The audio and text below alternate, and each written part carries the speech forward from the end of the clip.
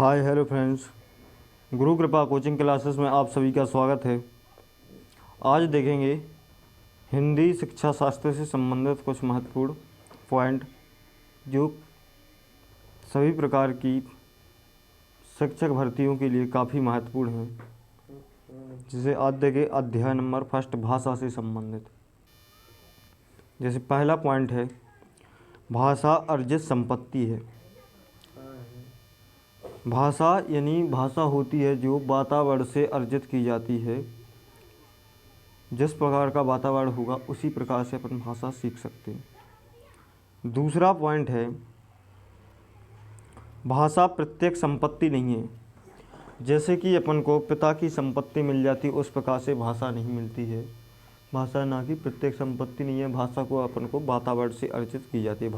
भाषा कहाँ से? वातावरण से अर्जित की जाती है। अगला पॉइंट है, जैसे भाषा नियमबद्ध व्यवस्था है। भाषा नियमों के साथ चलती है। जैसे ऐसा नहीं होता कि हम कछु बोल रहे तुम कछु सुन रहे, इस प्रकार से नहीं होती। भाषा का एक नियम होता है। जैसे मान के चलो हिंदी में अपन छोटा बड़ा सीखते हैं तो हिंदी भाषा सभी जगह उसी प्रकार से चलेगी, कहीं पर अलग से नहीं चलेगी। मतलब उसके एक नियम के अनुसार होती है, नियमबद्ध व्यवस्था होती है। अगला पॉइंट है, भाषा सामाजिक वस्तु है। क्योंकि भाषा का प्रयोग सबसे ज़्यादा अपन किसके रूप में, किसके द्वारा सीखते हैं? समाज के द्वारा, समाज के अनुकरण करके। उस सामाजिक संपत्ति, क्योंकि सामाजिक कार्यों में इसका प्रयोग ज़्यादा किया जाता है। अगला पॉइंट है, भाषा का आयोजन अनुकरण के माध्यम से होता है। जितना ही अनुकरण करेंगे अपन उतनी ही भाषा अच्छी होगी। अनुकरण मतलब सुन के बोलना। भाषा निरंतर परिवर्तन। अगला पॉइंट है, जैसे भाषा निरंतर परिवर्तनशील होती है। भाषा जैसे पहले के प्राचीन समय में कुछ और भाषा थी, अभी के समय में कुछ और भाषा है, आने वाले समय में भाषा में कुछ और परिवर्तन होगा। तो भाषा हमेशा कैसी होती है? परिवर्तनशील होती है। अगला पॉइंट है, प्रत्येक भाषा की भौगोलिक सीमा होती है। जैसे बुंदेलखंडी है तो बुंदेलखंडी भाषा की एक अलग सीमा है। ब्रज भाषा है तो उसकी एक अलग सीमा है। हर एक भाषा की सीमा अलग अलग होती है। मतलब जहाँ तक के जिस भाषा को बोला जाएगा तो उसकी सीमा होती है कि क्षेत्र वाइज क्षेत्र के हिसाब से उसको बोला जाता है। जैसे तमिल होती है, तेलुगु होती है, एक सीमा के आधार पर ही बोला जाता है। हर जगह नहीं बोली जाती। जैसे दिल्ली में बहुभाषिक व्यक्ति ज़्यादातर मिलेंगे वहाँ पर। अगला पॉइंट है, भाषा का प्रभाव जटिलता से सरलता की ओर होता है। भाषा का प्रभाव जटिलता से सरलता की ओर होता है। वो लेकिन कैसे होता है? पहले यानी किसी भी भाषा के में जाओ अपन तो वह भाषा सुनने में थोड़ी अजीब टाइप से लगेगी, अपन बोलने में कठिनाई महसूस होगी। लेकिन जब अपन उसका प्रयोग करने लगेंगे तो धीरे धीरे वह कैसी सरल होती जाएगी। तो भाषा का प्रयोग कैसा होता है? यानी पहले शुरुआत में कठिन लगेगी, बाद में कैसी हो जाएगी? सरल हो जाएगी। अपने आप बोलना सीख जाते हैं। जितना ही उसका अनुकरण करेंगे उतनी ही सरल होती जाएगी। तो भाषा का प्रयोग कैसा होता है? यानी जटिलता से सरलता की ओर होता है। अगला पॉइंट है, भाषा संप्रेषण का सर्वप्रथम माध्यम है। यानी भाषा आदान प्रदान का मतलब कुछ भी बात, यदि किसी दूसरे व्यक्ति की बात दूसरे व्यक्ति को कुछ बोलना है या कहना है तो संप्रेषण के माध्यम से यानी बोल चाल के माध्यम से भी अपन कह सकते हैं, या लिख कर भी अपन अपनी अभिव्यक्ति दे सकते हैं। लिख कर या बोल कर दोनों प्रकार से भी दे सकते हैं। तो भाषा कैसा? संप्रेषण का एक माध्यम है। अगला पॉइंट है, भाषा सर्वव्यापक सभी जगह है। यानी जहाँ जहाँ पर सामाजिक या व्यक्तिगत दायरा है वहाँ वहाँ पर भाषा हर जगह मिलेगी। अगला है, भाषा ध्वनि, शब्दों, व्याख्या आदि का समूह है। भाषा में ध्वनि भी होती है, क्योंकि बोलेंगे तो ध्वनि आएगी। शब्दों का समूह होता है, यदि कुछ भी बोलते हैं तो शब्दों के द्वारा ही बोलते हैं। उसकी व्याख्या भी अपन कर सकते हैं। तो इन तीनों का एक बहुत महत्वपूर्ण एक क्या होता है? एक समूह होता है। भाषा एक प्रकार से स्मृति कोश यानी शब्दकोश का भी करती है। स्मृति कोश मतलब अपन को कुछ सीखने का भी दायरा एक विस्तार प्रदान कराती है। अगला है जैसे भाषा सामाजिक रूप से बनती है। जिस प्रकार से समाज है उसी प्रकार से भाषा बनती है। यदि शिक्षित समाज होगा तो वहाँ पर भाषा का वातावरण अलग होगा। यदि अशिक्षित समाज है तो वहाँ का भाषा का वातावरण संस्कृति अलग होगी। जिस प्रकार से संस्कृति होगी उसी प्रकार से भाषा का दायरा बना रहेगा। अगला है संयुक्त परिवार में बच्चे का भाषाई विकास अच्छा होता है। संयुक्त परिवार होता है यानी जिस परिवार में दादा दादी, ताऊ, फूआ, फूफा वगैरह जो सभी लोग उसमें सम्मिलित होते हैं, वहाँ पर बच्चे का भाषाई विकास बहुत अच्छा होता है। और जहाँ पर पारिवारिक दायरा यानी एकल परिवार होता है उसमें बच्चे का भाषाई विकास कैसा होता है, मंद होता है या कम होता है बोल सकते। अगला पॉइंट है भाषा सोचने, महसूस करने और चीज़ों से जुड़ने का एक उत्तम साधन है। जैसे जितनी अपन अधिक भाषा जानेंगे, भाषा का प्रयोग करेंगे, भाषा के प्रयोग से ही अपन एक दूसरे से अपने अभिव्यक्ति दे पाते हैं और एक दूसरे से मतलब दूसरी जिस वस्तु को अपन नहीं जानते हैं, जिन चीज़ों को या वस्तुओं को नहीं जानते हैं, भाषा के माध्यम से भी अपन उनको जान सकते हैं। तो भाषा सोचने, महसूस करने और चीज़ों से जुड़ने का एक उत्तम साधन है। अगला पॉइंट है भाषा को सीखने के लिए संबंध भाषा के का वातावरण होना आवश्यक है। संबंध भाषा का वातावरण होना आवश्यक है। यदि भाषा को तभी अपन सीख सकते हैं जिस प्रकार का वातावरण होगा उसी प्रकार की भाषा अपन सीख सकते हैं। यदि अपन से कहा जाए कि मान के चलो संस्कृत में बोल के बताओ, संस्कृत में बात करना, संस्कृत में ज़्यादातर भाषा स्कूलों में पढ़ाई जाती है, लेकिन क्यों नहीं संस्कृत बोल सकते? क्योंकि संस्कृत का वातावरण नहीं ला पाए।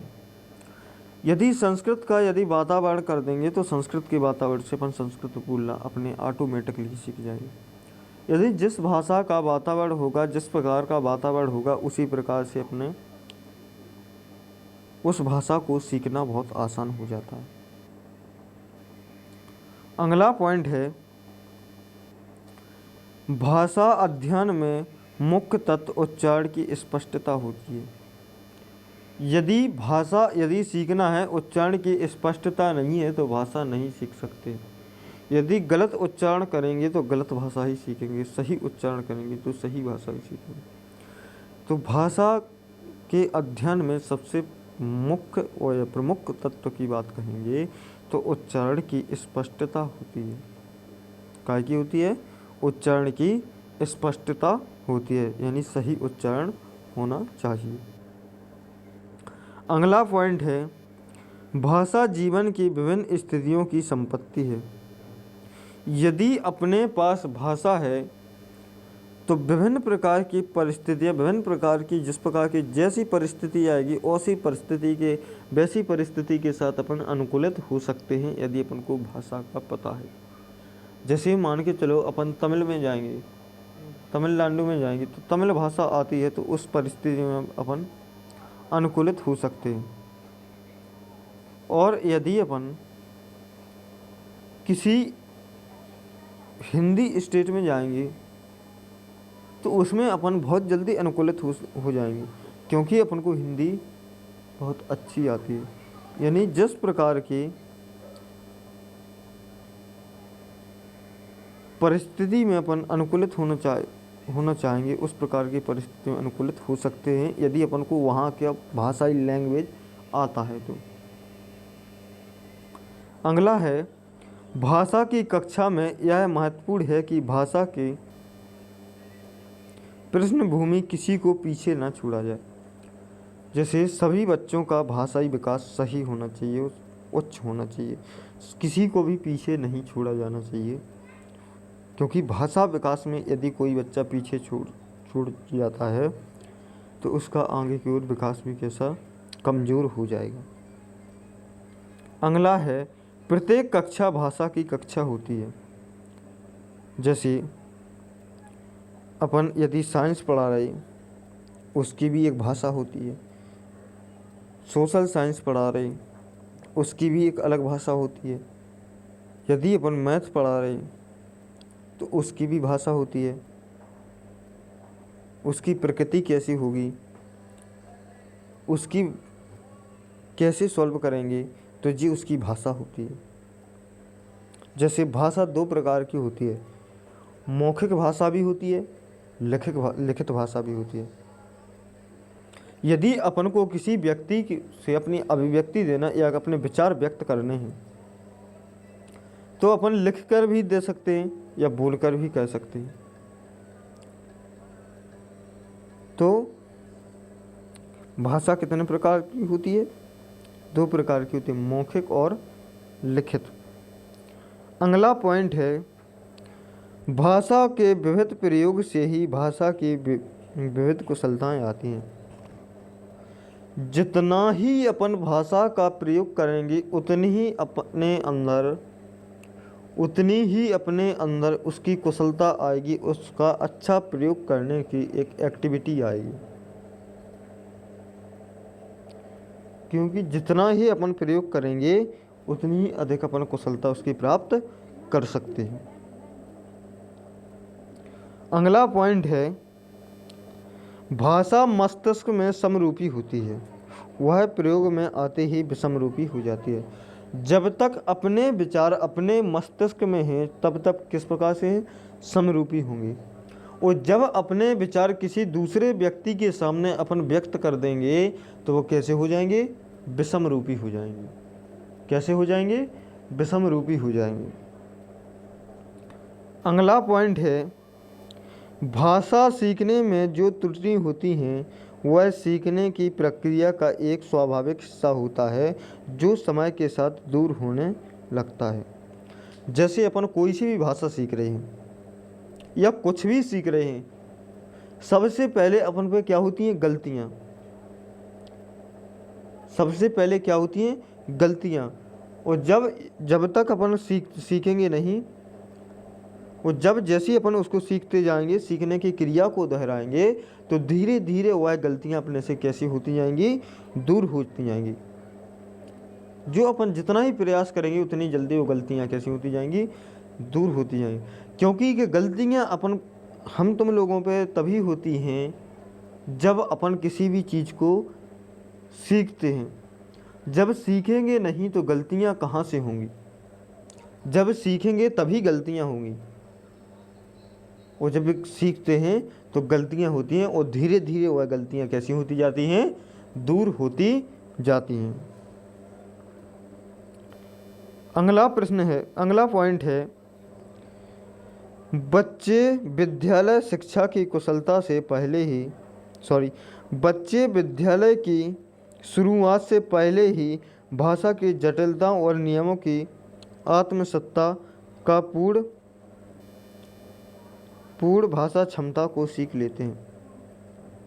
यानी इसका कहने का तात्पर्य स्पष्टली ये है कि बच्चे जब स्कूल में जाने से पहले भाषा सीख लेते हैं, उसमें बोलने की कुशलता को सीख लेते हैं, किस प्रकार से बात करना वह सीख लेते हैं, किस प्रकार से अपना दूसरों के सामने बोलना है वह सीख लेते हैं। क्योंकि कि सबसे पहले अपन भाषा सीखते हैं अपने परिवार से। प्रथम गुरु अपने माता को कहा गया है, जिसे मातृभाषा भी कहते हैं। तो सबसे पहले अपन विद्यालय जाने से पहले जाने से पहले अपन भाषा की जटिल कुशलताओं को सीख लेते हैं कि अपन को बोलना किस प्रकार से। आगे है जैसे दूसरा है भाषा दो प्रकार से सीखी जाती है। भाषा दो प्रकार से सीखी जाती है। पहला तो होता है अनौपचारिक शिक्षा, दूसरा होता है औपचारिक शिक्षा। औपचारिक शिक्षा वह होती है जो एक शिक्षित समाज के द्वारा सीखी जाती हो, वह औपचारिक शिक्षा कहलाती है। जैसे इसका एक निश्चित दायरा भी होता है। जैसे जो अपन विद्यालय में बैठ के जो शिक्षा प्राप्त करते हैं उसे कौन सी शिक्षा बोला जाता है? औपचारिक शिक्षा बोला जाता है। जो एक विद्यालय में बैठकर एक शिक्षित समाज के द्वारा जो शिक्षा प्राप्त करते हैं उसे औपचारिक शिक्षा बोला जाता है। अनौपचारिक शिक्षा वह होती है जो अपन समाज के द्वारा सीखते हैं उसे अनौपचारिक शिक्षा कहा जाता है। जैसे माता पिता के द्वारा सीखना, घर परिवार के द्वारा सीखना, परिवेश के द्वारा सीखना। जिस प्रकार का परिवेश होगा उसी प्रकार की शिक्षा अपन प्राप्त कर लेते हैं। जनसंचार के माध्यम से सीखना यानी जनता के द्वारा सीखना, ये कैसी शिक्षा होती है? एक अनौपचारिक शिक्षा होती है। अगला है राज्य भाषा। राज्य भाषा किसे कहते हैं? जो सरकारी कामकाजों में जिस भाषा का प्रयोग किया जाता है उसे ही राज्य भाषा कहा जाता है या ऑफिशियल लैंग्वेज कहा जाता है। जैसे अनुच्छेद 17 के अध्याय 17 यानी अनुच्छेद 343 में ये राज्य भाषा का दायरा दिया गया। जैसे राज्य भाषा है, राज्य भाषा जिस प्रदेश की राज्य सरकार द्वारा उसके अंतर्गत जो प्रशासनिक कार्य किए जाते हैं, संपन्न किए जाते हैं, जो भी प्रशासनिक कार्य हैं, जिस भाषा के माध्यम से जो भी प्रशासनिक कार्य किए जाते हैं उस राज्य की वह राज्य भाषा कहलाएगी। जैसे मध्य प्रदेश की राज्य भाषा की बात कही जाए तो कौन सी है? हिंदी भाषा है। क्योंकि इसके जितने भी प्रशासनिक कार्य होते हैं, शासकीय या प्रशासकीय कार्य होते हैं, कौन से किस भाषा में किए जाते हैं? हिंदी भाषा में किए जाते हैं। उत्तर प्रदेश ले लो तो जैसे उत्तर प्रदेश ले लो, राजस्थान ले लो, गुजरात ले लो, तो अधिकतर कार्य इनके कौन सी भाषा में? हिंदी भाषा में किए जाते हैं। तो इनकी भाषा कौन सी है? राज्य भाषा कौन सी है? हिंदी है। अगली भाषा है जैसे राष्ट्रभाषा। जैसे राष्ट्रभाषा उसे कहा जाता है जो जिस देश मतलब देश के अधिक से अधिक व्यक्ति जो उस भाषा को जिस भाषा को सबसे ज़्यादा जानते हैं उसी को ही राष्ट्रभाषा कहा जाता है। जैसे अपने भारत में सबसे ज़्यादा कौन सी भाषा जानते हैं? हिंदी भाषा जानते हैं। तो हिंदी भाषा को ही कौन सी राष्ट्रभाषा का दर्जा दिया जाता है। वैसे अपने देश की कोई सी भी एक भाषा नहीं है, क्योंकि अपना भारत देश एक बहुभाषिक देश है जिसमें एक बहुत सी भाषाएं बोली जाती हैं। तो वह कौन सा देश कहलाएगा? बहुभाषिक देश कहलाएगा। अगला पॉइंट है जैसे मातृभाषा। घर की बोली या माता की बोली को ही या समाज द्वारा जो बोली स्वीकृत बोली होती है उसी को मातृभाषा कहा जाता है। सबसे ज़्यादा यदि बालक का विकास कहेंगे या बच्चे का विकास कहेंगे तो मातृभाषा में ही उसका विकास होता है। किस भाषा में होता है?